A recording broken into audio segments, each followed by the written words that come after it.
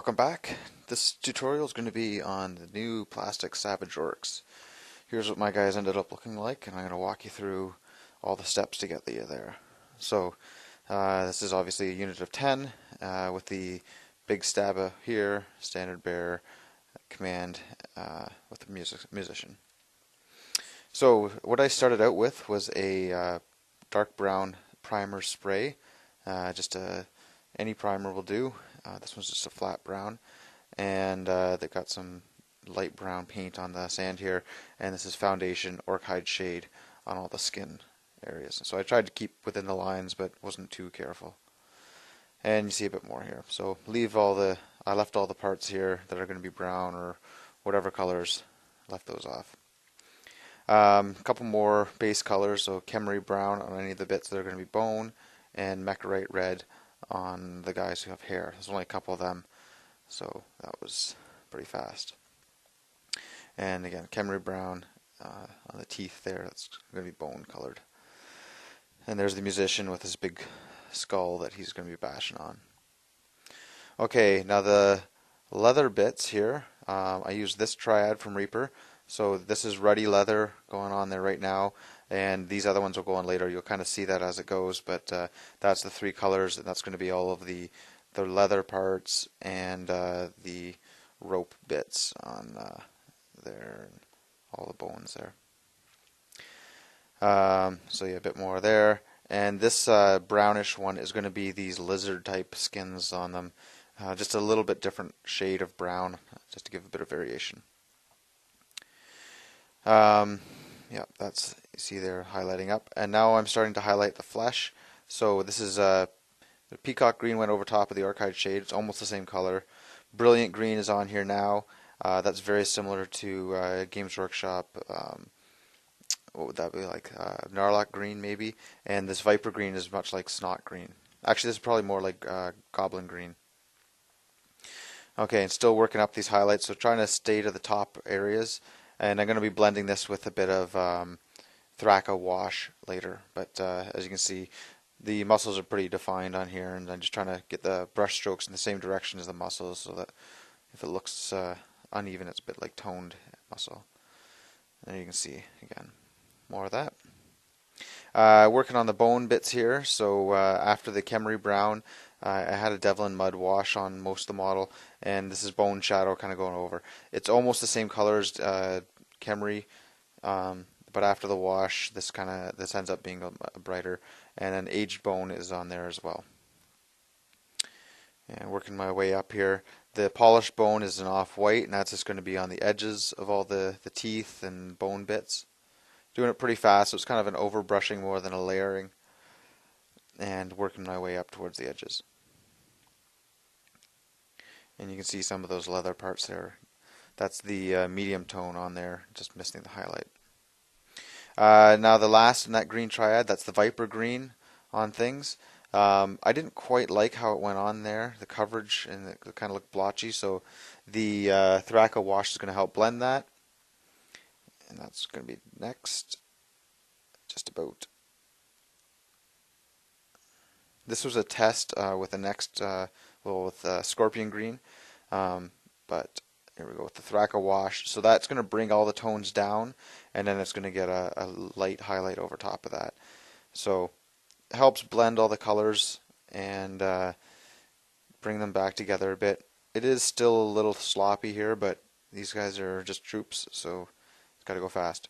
Okay, now I'm back with Games Workshop Scorpion Green, so after that all dried, just getting the edge highlights with just a bit of Scorpion Green just to make things pop a little bit more. And yeah, up close, these guys, maybe not the best paint job, but further away, look really nice. So stone we're doing now, and that's with this Reaper Stone Triad. So it's a brownish gray sort of a color. And so painted everything shadowed stone, and then just kind of doing a layered, fast dry brushing over top of everything. And you can see here the leather, that's that orangey color on the top of it, and I've done all those as well. Now I'm going to start with the standard. I'll show you these colors in a minute when I lay the whole thing out, but getting the color tones.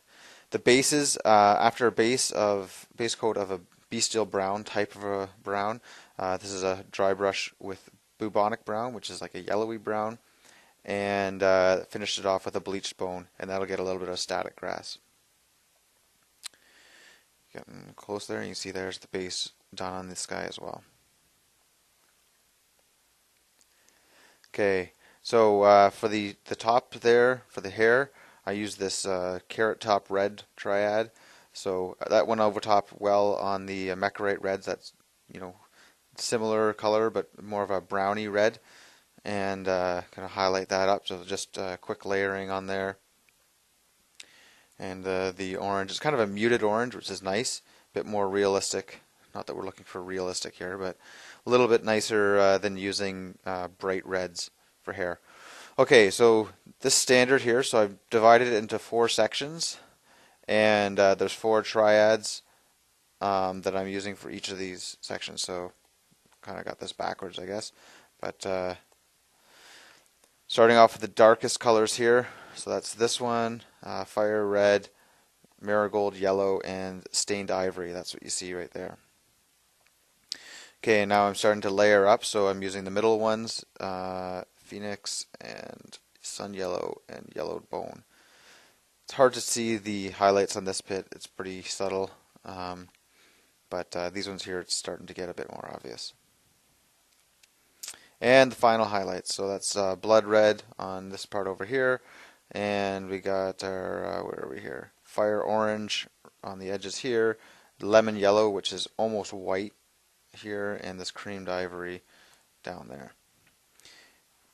And this quick way to do it, because these are already mixed, it's fast, and I just painted right up, didn't have to think about any of the mixing, so that's one of the benefits of using all the triads. On all these wooden bits, this is the triad I use here, the wood stain brown base, which is kind of like scorched brown for Games Workshop, but then these ones here are more like a whitish brown. So, oops, I have these two mixed up, so switch these two. That's obviously the lighter one. And a little bit of fur there, bubonic brown and bleached bone. Nothing fancy. Okay, and obviously these guys have war paint, and I needed something fast to paint on there. I didn't want to go into too much detail, but something that would look nice on the table. So, foundation Mordium blue. Tried to use different patterns on the different guys. You'll see that at the end. Went on the foundation, and then some enchanted blue highlights. And then I did a little enchanted blue with a bit of white, just to bring little edge highlights on things. Actually, sorry, it wasn't skull white, it was ice blue. And here we are, all done and ready to go. A little bit of static grass there, Khemri brown around the outside, and when I assembled, when I assembled them, I made sure they ranked up. So it's just a matter of trying to find which way they went back together. So just working our way around here. You can see all the different war paint patterns for their ward save these guys have. So obviously the 2-hand weapons, no shields or anything like that. Hopefully I get a bigger unit of these guys sometime in the near future. Maybe add some more to them.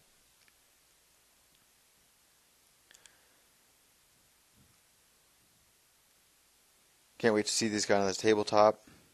Hopefully they perform well. But obviously I need a bigger unit. Here's that big Staba again. A bit closer look there. I didn't put too much detail on these kind of carved out bits. Just use that shield brown triad. I'm kind of concerned about this in the long term. Oops, go back to that. That's just hanging by that little piece there. So I have a feeling that's going to break eventually. There's a bit closer look at the totem, all finished up. And there's the standard bearer holding it. And now I'm just going to go through a couple of the guys here, from different angles. Great dynamic poses. Most of these guys have the weapon here is attached at the hand, and these arms are kind of the shoulder and arm, and you have a couple of options there. Oh, this is the champion. I gave him a bit different war paint. He has little stripes on his arms, just to separate him from the rest. So the poses aren't as multi-posed as the guys in the past, but I think it makes for better joints here rather than just a flat circle that you can move around. I think there's still plenty of poses, but because these arms here come in all different shapes that you can bend around, so just different combinations, you're going to get all the different poses you want. The only drawback I think with this kit is that you only get 10 heads, and they're pretty specific. So I imagine the Savage Orc Boar Boys come with lots of extra ones like the regular Boar Boys, so you could combine all those heads together. And actually you could probably combine the regular Boar Boys heads because they have the same integrated tongue thing in there. So lots of weapon options though, that's why there's not the heads. They use up all the space on the sprues for weapons, which is probably better in the long run.